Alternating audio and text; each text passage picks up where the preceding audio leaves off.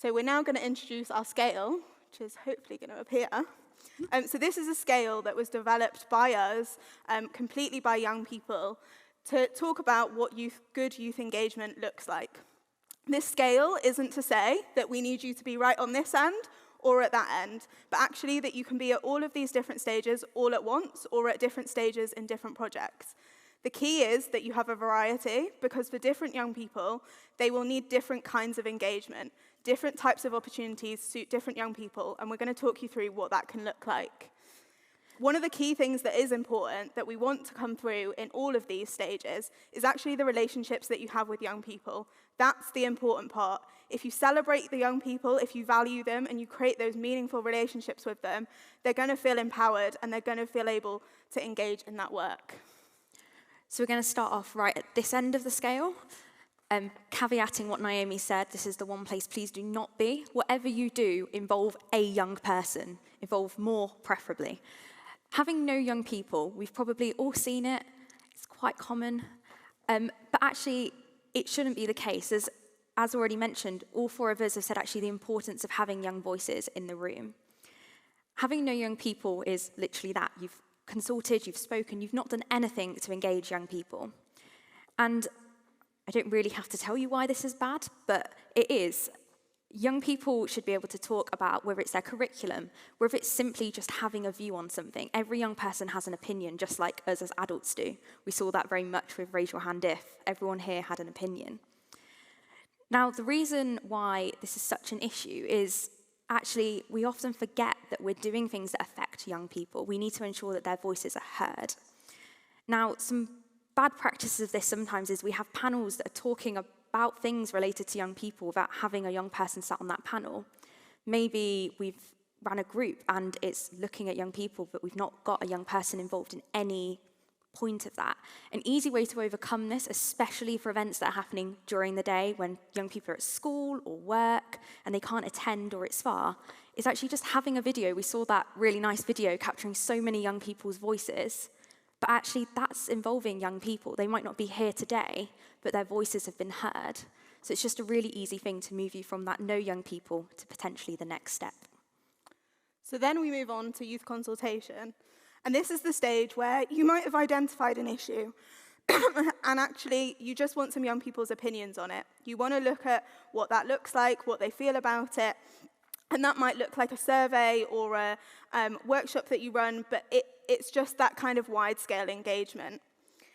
We saw this a lot during COVID, so I saw a number of organizations putting out surveys to young people to ask about their experiences of the pandemic.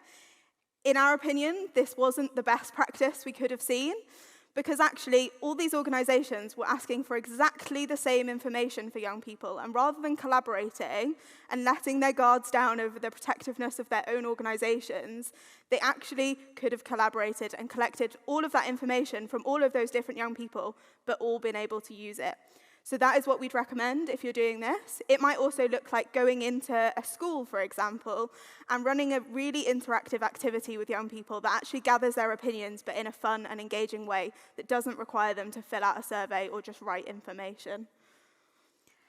So moving now to youth participation.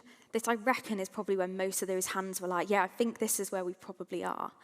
Now, the basics of this is you're involving young people through typical engagement. This is often running little groups, getting young people's opinions, but more than that, it's often for a purpose. For example, designing a campaign. You might actually have the young people working on it and they're participating in something, and it's kind of that two-way type thing. With this, key thing, regular often works best. This is really a great point where you can build relationships with young people, where actually with youth participation, you get to know what the young people enjoy, what they struggle with, and actually you can support them to learn those new skills. With this, typical greats is don't just do it as a one-off. Give them a few different opportunities to participate in different things. It's really crucial to allow young people to learn, do they like standing up here, or do they rather sit down here? I'll tell you now, I'd rather be down there. But actually, it allows young people to learn those skills, and actually it helps massively when they then get to a career. They've learned, okay, I can talk in front of 10 people and then be put in this massive room and learn they can kind of do it. Barriers to this is favoritism. This is very, very common, and sadly is too common. Youth participation should be accessible to a wide group of young people, but with this, being aware that if you stretch your numbers too wide, you're no longer offering good, useful engagement and youth participation. Young people want to be able to learn and grow, and that's a fine balance. But with this, you can't keep picking the same young people every single time, because what that says to the rest of the young people is, my voice doesn't matter, why should I speak? You're kind of going backwards. You're going back to actually, I'm involving a very select group of young people, but I'm telling the rest that their voices don't matter.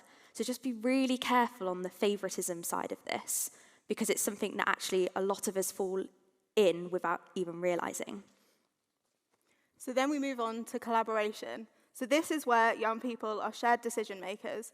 It might look like young people come up with an idea for something and you actually agree to take part in that, and you co-produce maybe a toolkit or something that is a resource that can be shared widely. It might also look like having young people on your trustee board, where they have the same role as the older trustees on the board. They have the same power in decision making in that situation. So great can look like young people having that idea and coming to you and saying, actually, we feel like child poverty is a really big issue at the moment, and we want you to create a toolkit that we can help and use in our school so that we can talk about it. Can we make this together? And actually, you sit down with that group, you create that toolkit together, and then they are able to take that off and use it. But it can also be difficult to engage some young people at this level of the scale. We don't want to deny that. For some young people, this would be far too overwhelming. And actually, they might want to engage at a lower level to start with and build up their confidence to the point where they feel able to have their voices heard. I think it's an experience we can all relate to, of being in a room where you feel like you actually can't speak up. And I've seen too many spaces that claim to be that shared decision-making. They claim to be collaborating with young people. But actually, the young people in that space aren't speaking. The adults are the only ones we're hearing from, because the young people don't feel able to speak up.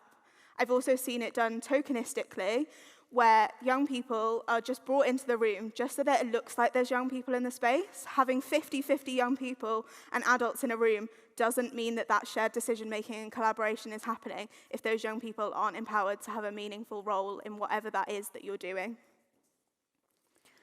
So moving now to potentially some things where there's going to be a few, where do we sit? First one is supported youth-led. Now, I'm going to caveat this with, this is often where most organisations think they are. They would say that actually, oh no, we're not supported youth-led, we'll be fully youth-led, but actually you're more than likely in supported. Supported youth-led is basically allowing young people to take the lead, but having an adult paid member of staff supporting them. It's a massive jump from collaboration to fully youth-led, and supported youth-led is an amazing place to be when it's done well.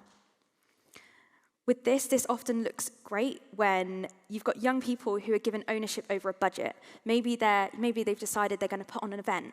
Or in schools, you often see it when young people, they want to create a little fair, they want to kind of do something, and the school say, this is your budget, but you've got teachers, you've got staff who are helping the young people make those decisions, but the young people are ultimately owning them. But the staff are going away and doing the slightly more difficult thing of actually, this actually costs X, Y, Z, and helping that money come to that pot. This can often be a fine line of taking full control and giving the young people the full control. Supported youth-led looks where you've given the young people the control. The young people are making the decisions. The adults aren't. The adults are simply going, we can support you to do this. We're going to give you the skills that you need. It might be actually young people want to do something, but they have no clue where to start. And as adults, you can say, well, we'll give you this training, and the young people can go from there.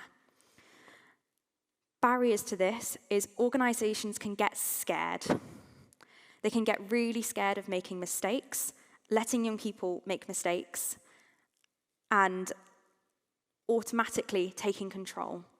We all know we've all probably got here to our jobs or whatever we're doing by making at least one or two mistakes. I think we can all agree with that. We've all made mistakes, and actually young people have got to learn to make those mistakes. And as organisations, charities, schools, it's hard to see someone make a mistake and not automatically go, well, I can solve it, I can clean it up. But actually it's helping young people to learn to make those mistakes now and as an organisation supporting those young people to make those mistakes and not just leaving them and mopping it up straight after them. So then finally, at the far end of our scale, we have completely youth-led. So this, I think our organisation, Project Hope, is a good example of what a fully youth-led organisation looks like. We were an organisation set up during the pandemic. It came from my idea, and then a tweet, and then a group of 20 young volunteers, and suddenly it became something so much more. We've never had any adults part of the project, although for a while we were a bit scared that maybe we would need them for safeguarding reasons. We actually realised we already had that expertise in our team amongst us. So we got rid of the adults and continued to run the project ourselves. So that's what being fully youth-led looks like to us. It means that there are just young people running the project. And actually, if you're sat here in this room thinking, well, like, I'm an adult and I work for this organisation, we can't ever be at fully youth-led. Fully youth-led doesn't have to be the whole organisation. It can be a project within the organisation where you really just hand over ownership. It could be that you provide funding to the community to allow them to create that change themselves. It can look so many different ways, but when you do it, it creates amazing change. The amount of youth-led organisations that I now know who are just creating the most amazing change in their communities is just incredible.